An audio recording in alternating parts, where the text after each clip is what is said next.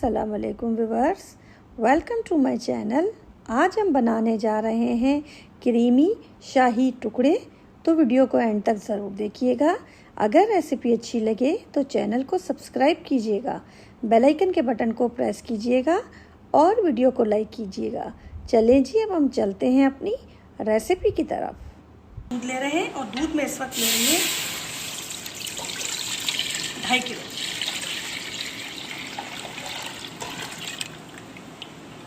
दूध को थोड़ा बॉयल आने देंगे।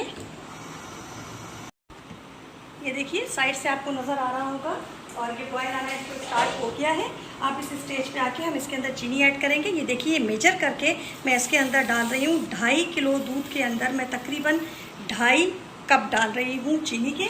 अगर हमें कम लगे तो फिर हम और इसके अंदर ऐड कर लेंगे। ये देखिए अब हम ये देखिए चीनी ऑलमोस्ट देखिए हो गई है, क्योंकि दूध गर्म हो रहा है तो ये जल्दी हो जाएगी डिज़ोल्व।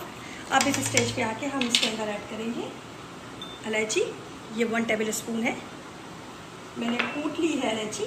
और इसके बाद हम डालेंगे क्रीम के 2 पैकेट। आप पाव वाले किसी भी कंपनी के ले सकते हैं, वो इसके अंदर हम ऐड करेंगे।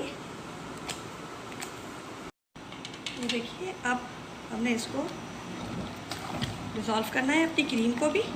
ये देखिए मैंने ज़ाफ़रान के ना मतलब कि तकरीबन कुछ लेके ना थोड़ा सा ज़ाफ़रान लेके और मैंने उसको पानी में डाल के रख दिया था ताकि ये अच्छा सा अपना एक कलर छोड़ दे।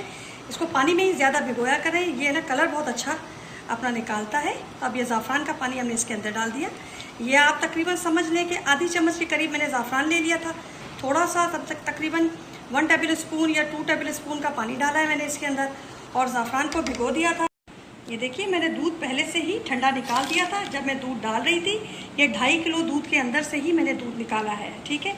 अब मैं इसके अंदर कस्टर्ड डालूंगी और आप कोई भी फ्लेवर ले सकते हैं कस्टर्ड का। इसके अंदर मैं 2 टेबल स्पून डाल रही हूँ। ज़्यादा हमें इसके अंदर कस्टर्ड नहीं यूज़ करना, हल्का सा सिर्फ इसको एक गाढ़ा सा टेक्स्चर देना है हमने। ये देखिए अब हम अपना ये कस्टर्ड का जो है मिक्सचर ये इसके अंदर ऐड करेंगे। थोड़ा थोड़ा करके डालेंगे क्योंकि जितना हमें गाढ़ा चाहिए हम उतना ही रखेंगे, क्योंकि ये रखने के बाद भी गाढ़ा हो जाता है। ये देखिए थोड़ा सा इसको हम पकाएंगे तकरीबन 5 से 6 मिनट के लिए।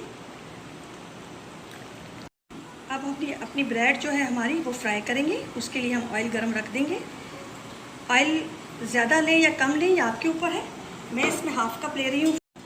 ये देखिए ये ब्रेड की मैंने कटिंग कर ली है, आपको एक दफ़ा दिखा देती हूँ। आपके लिए मैंने ब्रेड रख दी थी। ये देखिए ये सेंटर से मैं इसको इस तरीके से कट करूँगी ये। और लोग इतना बड़ा पीस भी रखते हैं, लेकिन मैं थोड़ा छोटा पीस रख रही हूँ, इसलिए इसकी कटिंग में इसको इस तरीके से। ये देखिए 4 पीस, जिसको जितनी नीड हो खाने की वो उतनी खा सकता है, इससे चीज़ ज़ाया नहीं होती है। ये देखिए अब हमने ये ब्रेड के पीस लेने हैं और उसको फ्राई करना है। मीडियम टू लो फ्लेम पे कीजिएगा ताकि ये अच्छे तरीके से एक अच्छा सा इसके ऊपर कलर आए, वरना ये बहुत जल्दी जल जाएंगे। तो इस चीज़ का आप ख्याल कीजिएगा। और दूसरा, जितना आपके पैन में आए उतना ही डालिएगा ताकि इजी वे में आप इसको मूव कर सकें। ये देखिए जो मैं पहले डाले हैं इसको हम पलट देंगे। ये बहुत जल्दी फ्राई हो जाते हैं और इसको एक गोल्डन सा कलर देना होता है ताकि ये क्रिस्पी हो जाए और थोड़े से ये सख्त हो जाए। ये देखिए इसे कितना अच्छा गोल्डन सा कलर आ गया है। बस यही कलर हमें इसके ऊपर रखना है, इससे ज़्यादा आप रखेंगे तो फिर ये जले हुए लगेंगे। बस एक प्यारा सा गोल्डन कलर देके और इसको निकाल लेना है आपने। और इसको किसी बाउल में मत रखिएगा, किसी ऐसी जगह पर जिससे इसको नीचे से हवा लगती रहे, ऐसे आप रखिएगा ताकि ये कड़क रहे, ये नरम ना हो। ये देखिए मैंने इसको इसके अंदर रखा है ताकि ये नरम ना हो और ये कड़क रहे और नीचे से इसका ऑयल जो है वो निकलता जाए ताकि ऑयल भी इसमें कम हो जाए।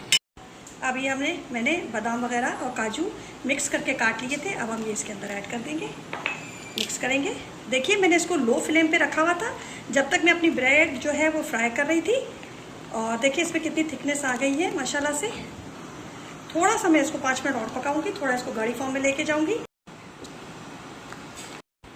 ये देखिए ये हो गया। इतनी बस थिकनेस में हम रखेंगे ताकि जब हम ब्रेड डालें तो उसके बाद भी ये गाढ़ा बहुत ज़्यादा हो जाता है, ठीक है। अब मैं इसका फ्लेम ऑफ करूँगी। ये देखिए, सबसे पहले हम इसको असेंबल करेंगे इस तरीके से। मैंने इस तरीके से रखा है, आप किसी भी तरीके से रख सकते हैं। अब हम डालेंगे इसके अंदर अपना मिल्क जो हमने अभी बनाया था।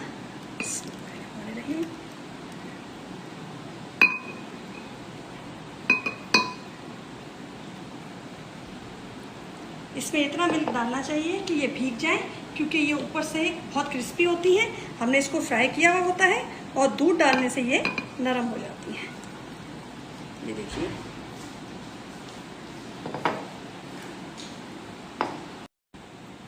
बादाम वगैरह आप अपनी मर्ज़ी से जैसे चाहें डेकोर कर लें, उस तरीके से रख सकते हैं।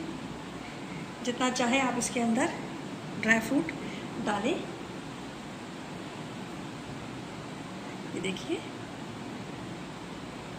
ये देखिए शाही टुकड़े हमारे माशाल्लाह से रेडी हो गए। आप जैसे चाहें इसको डेकोर कर सकते हैं, वो आपकी अपनी मर्ज़ी है। अब आप बनाइएगा और कमेंट में मुझे बताइएगा कि रेसिपी आपको कैसी लगी। दुआओं में मुझे याद रखिएगा, अपना ख्याल रखिएगा। अल्लाह हाफिज़।